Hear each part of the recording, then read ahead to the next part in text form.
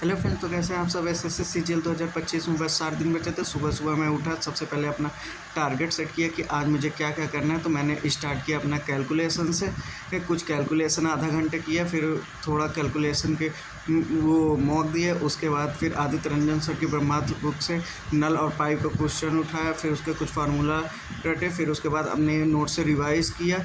अपनी नोट से रिवाइज़ करने के बाद मैंने मैथ्स के पिनाकल से पिछले 5 साल में जो भी आए हुए क्वेश्चन से उन सबको सॉल्व किया और उसका अच्छे से रिवीजन भी किया। देखा कहाँ गलतियाँ हैं, कहाँ नहीं हो रही। फिर सदाब भाई उठ गए, बोले आओ चले यार बाहर नाश्ता करके आए। मैंने भी कहा चलो, बहुत जोर भूख लगी है। फिर उसके बाद हम दोनों भाई बाहर गए और समोसा खाया और जलेबी खाए। जलेबी खा के बाहर आए, फिर आगे रूम पे आकर मैंने फिर पढ़ाई स्टार्ट कर दी। उसके बाद फिर 1 बज गए थे तो सदाब ने कहा आओ चलो खाना बनाए। तो मैंने कहा चलो बनाते हैं। फिर हम दोनों बैठकर खाना बनाने लगे। फिर खाना बन रहा था धीरे धीरे। फिर उसके बाद हम लोग खाना वाना खा के मैंने आराम किया। फिर उसके बाद पढ़ा इंग्लिश पढ़ने के बाद उसमें कुछ वोकैबुलरी 1 घंटा पढ़ा, क्योंकि वोकैबुलरी बहुत ज़रूरी है। फिर उसके बाद मैंने पढ़ा कि वो पैसेज पढ़ा। पैसेज के बाद मैंने एक मॉक दिया, जो कि ज़्यादा अच्छा मॉक नहीं गया था क्योंकि बहुत टफ क्वेश्चन आया था। तो फिर उसके बाद मैंने एक और मॉक दिया रीजनिंग का मॉक मैंने आरवी चैनल पे दिया था, PYQ। फिर उसके बाद आगे ऋतुराज भाई ने कहा आओ चले यार,